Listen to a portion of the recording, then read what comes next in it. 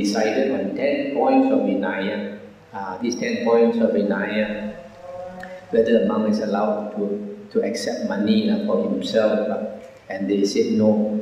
According to the Buddha said in such and such book, in such and such a place, in the Vinaya books, the Buddha said it's not allowed. And then whether a monk can eat in the afternoon, they said no. The Buddha says in such and such a place that we are not allowed to eat in the afternoon. And then whether we should follow our teacher's word all the time, and they said no.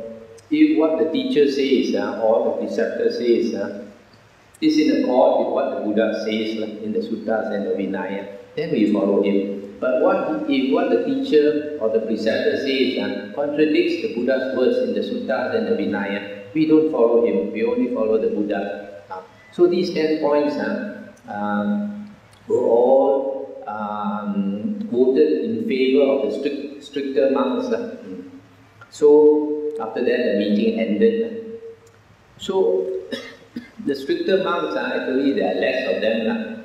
The more lax monks, there were more of them. So they were not happy, Later, they held their own meeting and they said they will not accept all these recommendations of the 8 elder monks. They would conduct themselves according to what they like, according to what they prefer.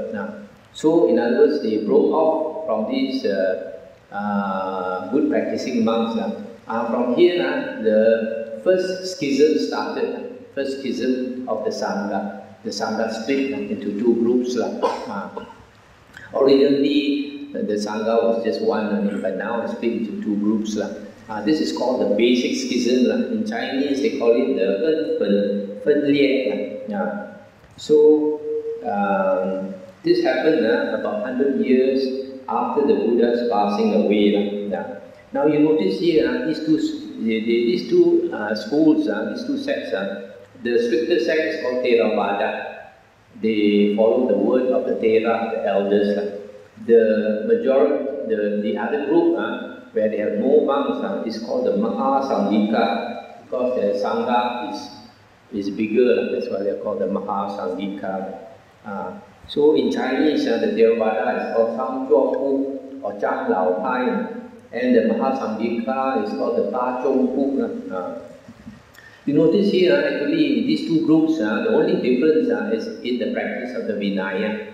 They still acknowledge that the suttas are the words of the Buddha, the Vinaya are the words of the Buddha, except that they want to practice differently, the Mahasamghika. So,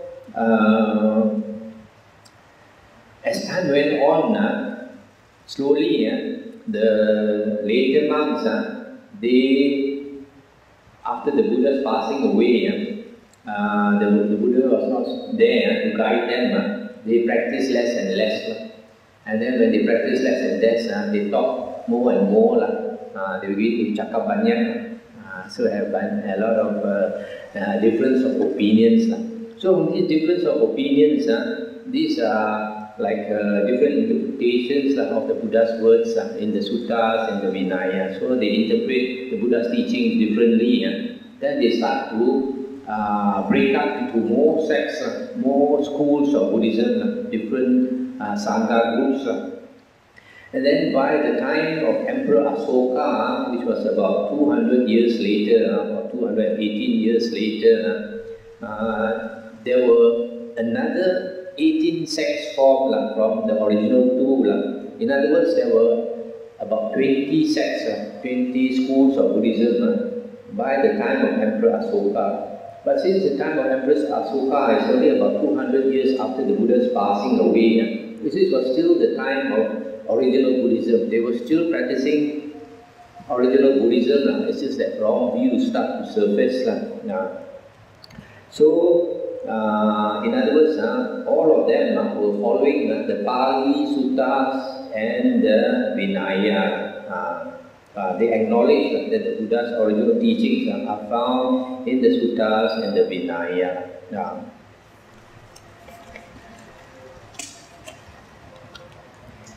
Okay, now we come to Asoka.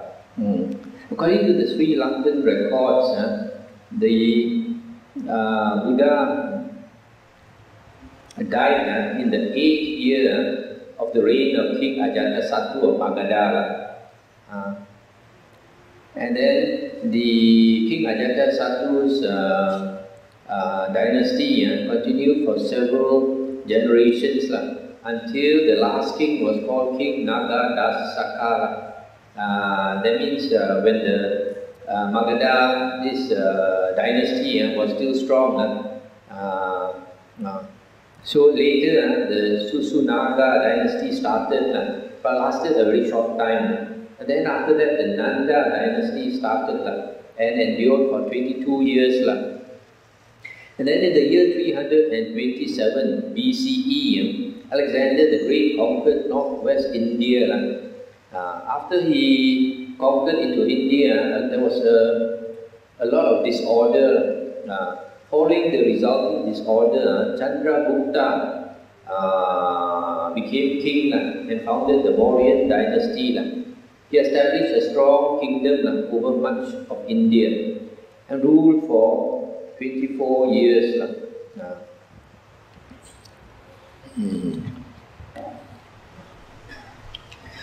Then, after Chandragupta, his son was King Bindusara, and this King Bindusara ruled for 28 years. And Bindusara's son was Asoka. Asoka became king in the year 268 BCE. This one, almost all scholars accept this date. Why? Because during the time of Emperor Asoka, he sent missionaries to spread the Dhamma. And he sent missionaries to spread the Dhamma in different countries. And this was recorded in the Asoka pillars. The Emperor Asoka, he constructed stone pillars where the Dhamma was carved out, and also some of the things that happened at that time. So it is mentioned that he sent missionaries to such and such countries, and the kings of the countries were mentioned. So from there, historians, they look and they see such and such a king, such and such a king lived at what time, what year, then they came to the conclusion that the King Asoka became king in the year 268. So Sri Lankan records say that 218 years passed between the time the Buddha died and the time Asoka became king. But Chinese books say differently. But strangely enough, there is one book in the Chinese records, chronicles.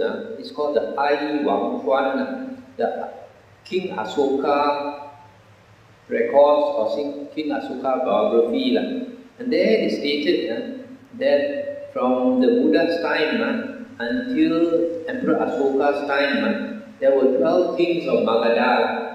Even though the dynasty had stopped, they still had this king. So 12 kings lived from the Buddha's time until the Emperor Asoka's time. Now, just now we mentioned that certain kings, they ruled for 24 years, 28 years, and Asoka himself was king for 36 years.